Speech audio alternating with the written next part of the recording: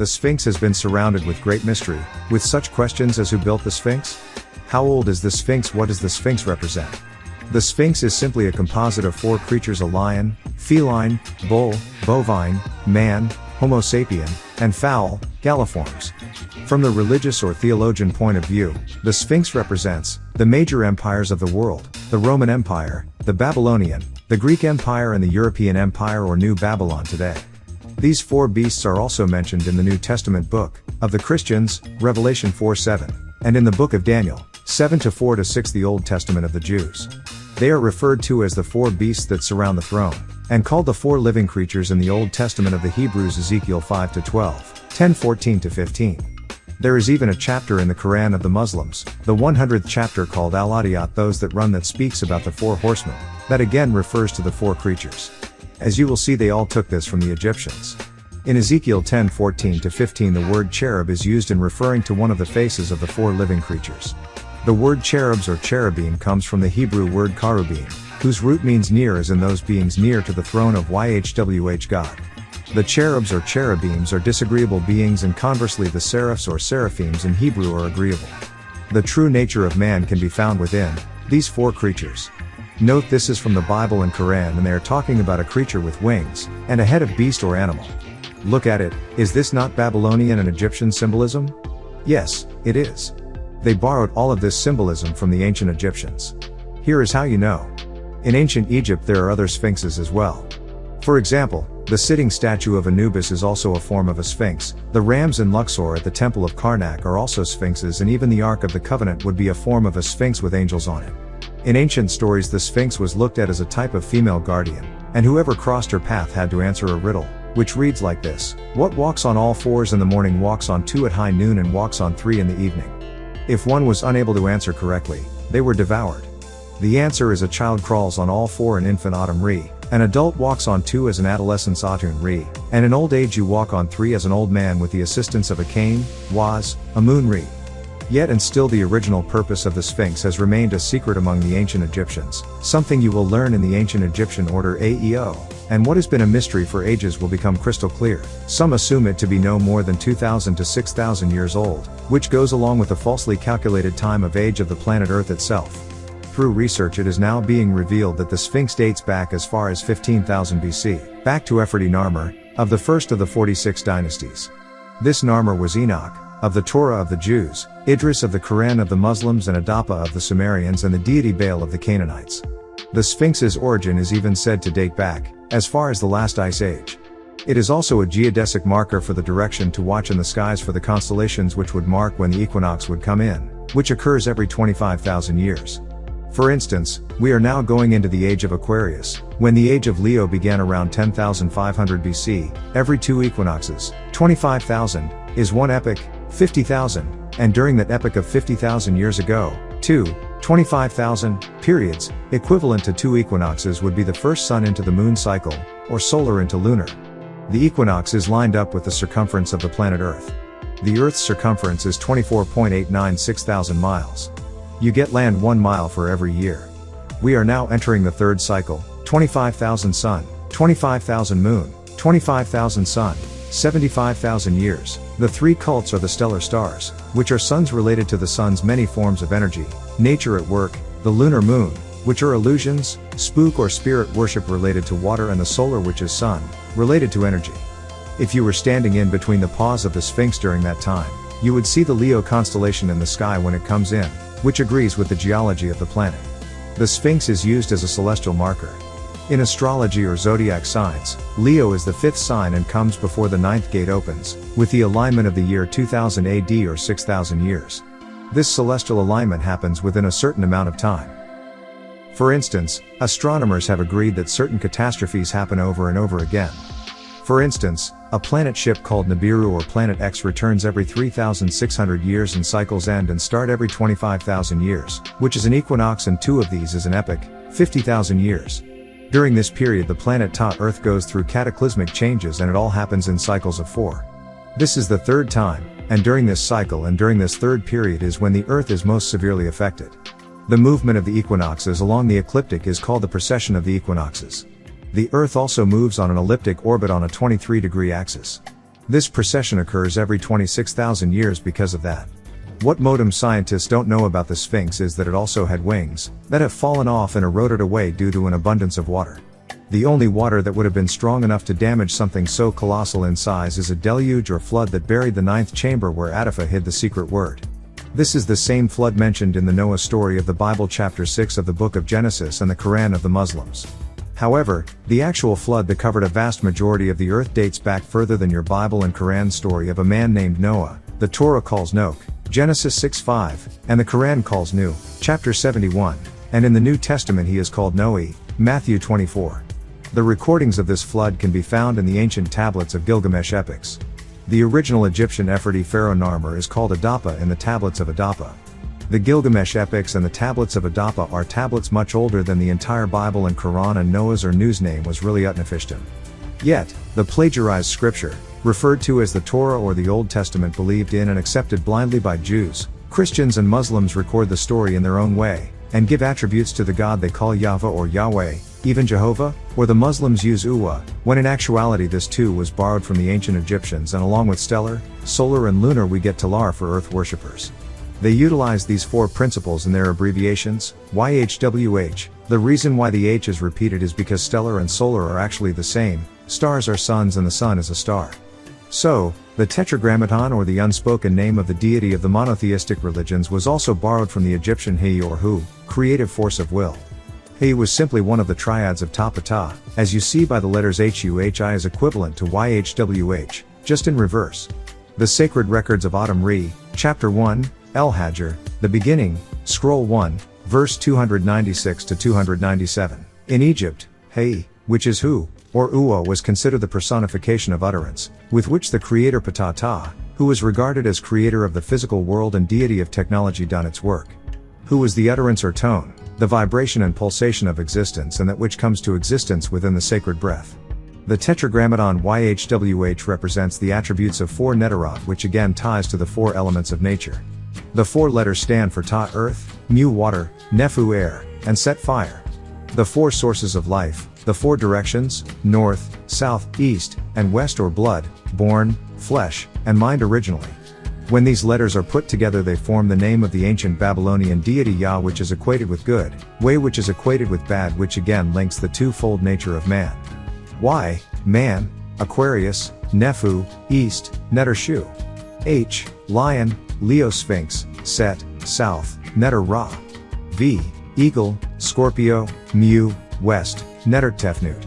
H, bull, Taurus, Ta, north, Neter Geb. Here you begin to see the magical correspondences that start to form before our eyes and realize how complete the 4 elements control everything that exists.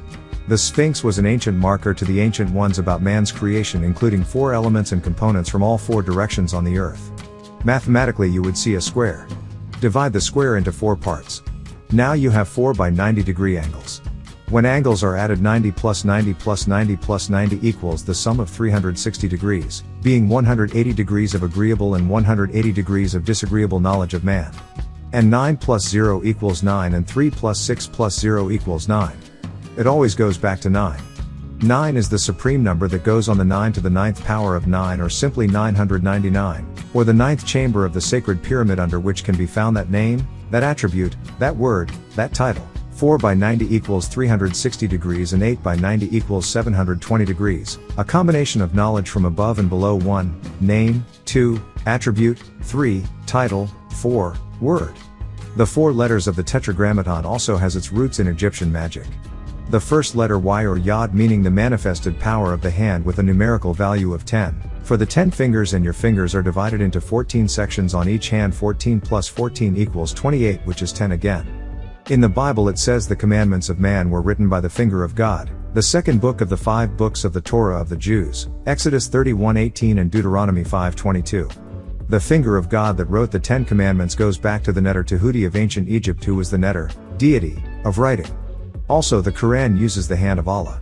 Not to mention the hand of Fatima, the daughter of the Muslim prophet Muhammad, is also held as a talisman or good luck piece.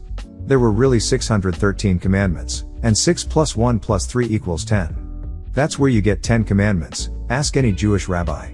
In ancient Egypt the presence of the air, Netter Shu, is the manifestation from naught to aught or from nothing to something. The second letter H or He means life. This would be equivalent to life in the etheric world and makes reference to the Ba soul and Ka spirit of man, the Egyptian Ra, where they get the Arabic word ruh and the Hebrew word ruach soul or spirit. It also deals with everything that vitalizes air, wind, breath, life and being.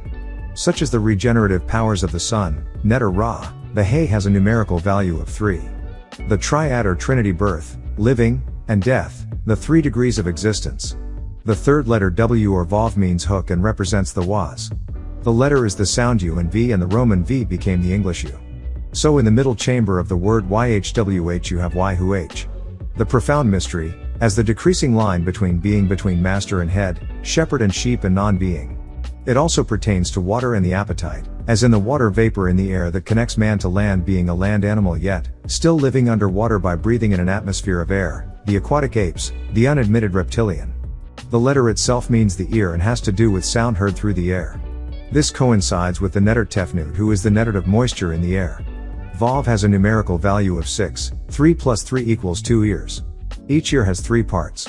1. The horn, 2. The canal, 3. The eardrum, 2 3 each, that equals 6. All of which are needed for sound. 10 plus 3 plus 3 plus 6 equals 22 and 2 plus 2 equals 4. This 4 also stands for the 4th letter of the Egyptian alphabet, which is a hand again. Notice the fish in the center of the Ka and Hepet symbols. This is where the fish as a Christian symbol originated. The Enit, Bulti, fish is the symbol of rebirth in Egypt because it incubates and gives birth to its young in its mouth. The Christians use it to symbolize the rebirth or return of Jesus Christ. The Bulti fish has a bright reddish coloration and rounded in shape, which is why it was also used as a symbol of the sun, as the sun sun raises each day and the sun son will raise one day. Notice the waved lines as opposed to scales, represented the fact that the fish came to the surface of the waters, representing rebirth.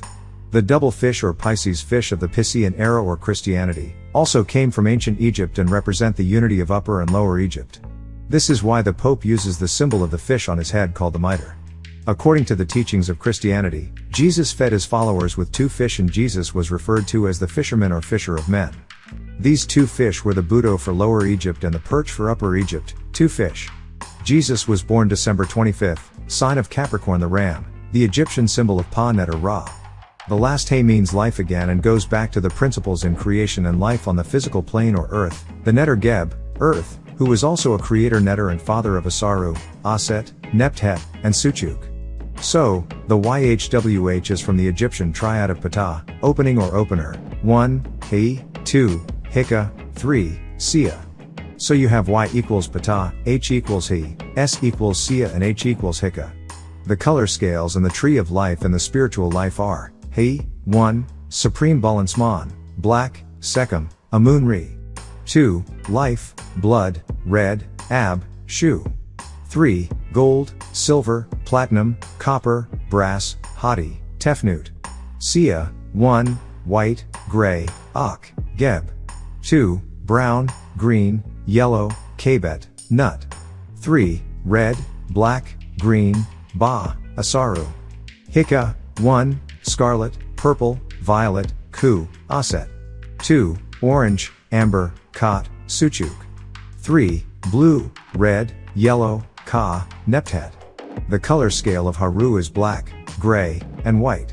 Haru was the start of the line of rulers on earth, over ancient Egypt, which was no longer being ruled directly by the Sedyet, Enneads, Neterot. Adam creator god, Shu god of air, Tefnut goddess of moisture, Geb god of earth, Nut goddess of the sky, Asaru god of life and death, Aset goddess of blood, body, and flesh, Neptet goddess of breath, breathing and wind, Suchuk, fire, Haru god of human beings. Each of the levels have a color, a plane and a netter coinciding with it. Shu, Re, Tefnut and Geb are the dominate Neterot of the Sedyet, Enneads, here based on the part they play in nature and role they play in the life of mortals. Whenever one desires to reach or make contact with one of the higher levels of the Neterot, one must also study the numerical or magical correspondences of that level and surround oneself with as many of the symbols of the Neterot as one can. In this way one can create a harmonious atmosphere to the forces of the Neterot. The numerical correspondence of the planes of creation with their meanings are contained with these numbers 1 through 9, and is the total creation of mortals.